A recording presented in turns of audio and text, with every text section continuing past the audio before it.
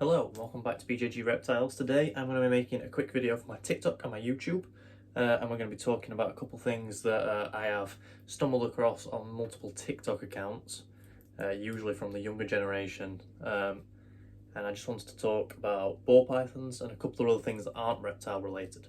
So first things first, I've heard a lot of people slating rack systems, and even though I myself am moving away from rack systems, I do believe that custom rack systems can be appropriate for snakes. They can be catered to make UVB if that's what you wish to use. They can be made for up to 6 foot long in some cases, and some of them can be up to 2 to 3 foot high. At the end of the day, rack systems are used for convenience rather than anything else. They're very efficient at keeping multiple animals, especially for breeders. If you're looking for a pet, I would recommend maybe not getting a rack, and maybe getting a big enclosure like the one that Helix here lives in. Helix is actually in a 3 foot enclosure. Now, usually a royal python would need bigger, but I have tested it out with Helix, and Helix is a spider ball python, which means that he has a neurological disorder.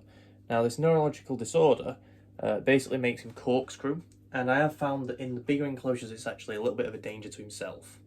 So I've lowered his enclosure, everything's quite low to the ground. He's got overhead heat, which some of my ball pythons don't have.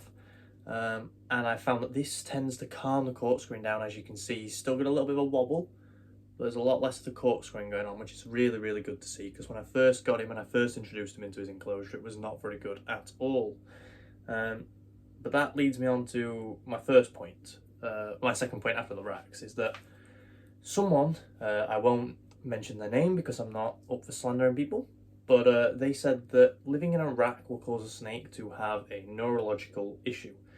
Now, neurological disorders are either from birth or they're caused by trauma, tumours, degeneration of the brain or nervous system, fair few things like that. I mean, my fiance is a biology student. She's doing a bachelor's degree right now, and I've got a couple of other friends that are doing a lot of the sciences that require it. I think one of them's doing biochemistry of some sort. So I know a little bit about that because I've talked to people about it. I've also done my own bit of research.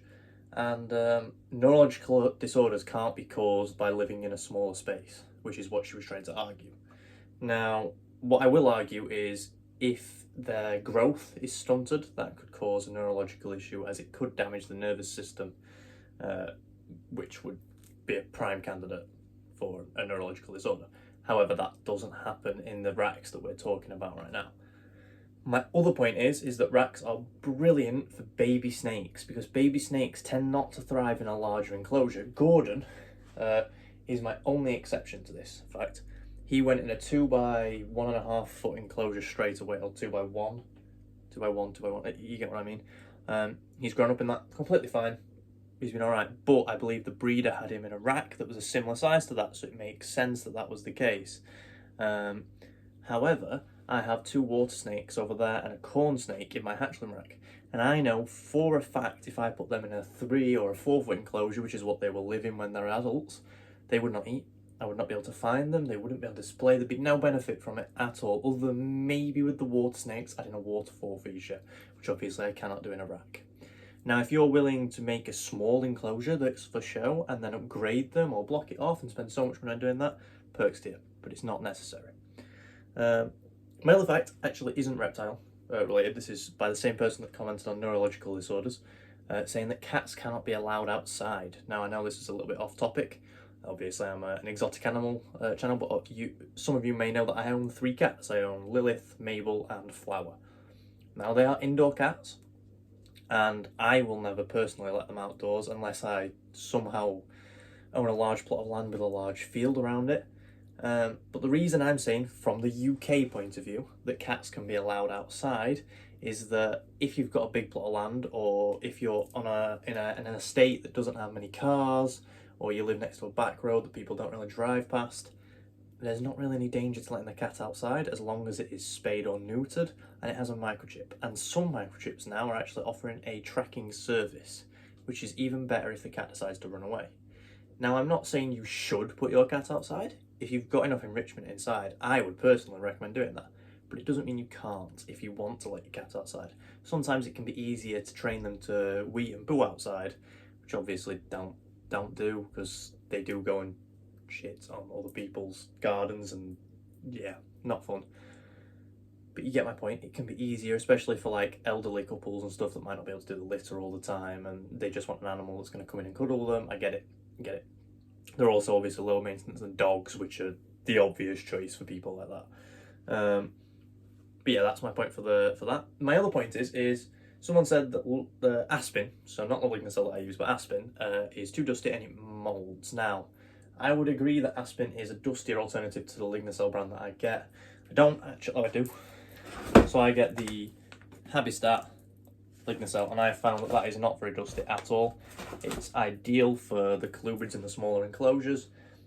Also, my big colubrids actually have Lignocell, and my Royals. However, that being said, to keep humidity up, I would put some Reptibark in with the Royals enclosures and have a nice mixture of the two if you want to keep the humidity up and you don't want something bioactive. If you want something bioactive, don't touch Lignocell. But Lignocell is a completely viable substrate as long as you do your research and you maintain it and you keep up to date with the cleanliness, because if you leave it for 2 months, 3 months, obviously it's not bioactive, it's going to collect poo, wee if you're not spot cleaning, and it's going to mould because of the humidity that ball pythons require. Mine gets changed every month. All of them get changed at different days on every single month, and that stops mould. I've never had mould grow on Lignocell, ever.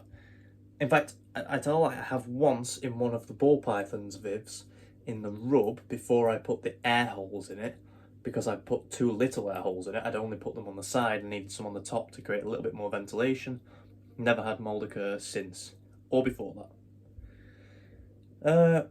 Now what else was it? UVB. UVB is a big thing. If you want to put UVB in with all of your reptiles, go for it. It will benefit all of them. However, there is no research that I can find that is credible that suggests that most snakes need UVB.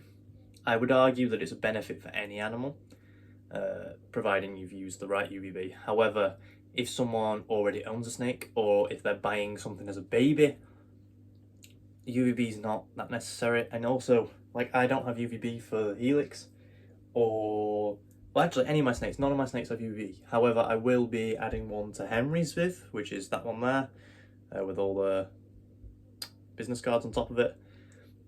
Probably Jaffa's, and that is just simply because Henry has got cancer, and I feel like having some UV rays may help him. I know it sounds stupid, but it might, and I want to obviously prolong his life in my care as long as I can. He's doing good now, but you know, I just want to make sure that he's around for as long as he physically feels okay to be around for. And Jaffa's just because I think it'd be cool to see her basking. I mean, the heat lamp's there, but she often hides. Maybe if the UV's there, she might come out and bask a little bit more, which would be quite cool to watch because she's a big old girl. But yeah, they're pretty much all the points I wanted to cover. If there's anything else that you've seen that's controversial, or if you want to have a conversation with me about any of the topics that I've discussed or any other ones, please leave a comment below. Don't forget to leave a like and subscribe. If you're on TikTok, feel free to comment, like, save the video. But I have been Brandon from BJG Reptiles, and this is Helix, my spider ball python, who I should say before I end the video is not in the breeding plan with the rest of the Royals, because I do not intend to breed any spiders.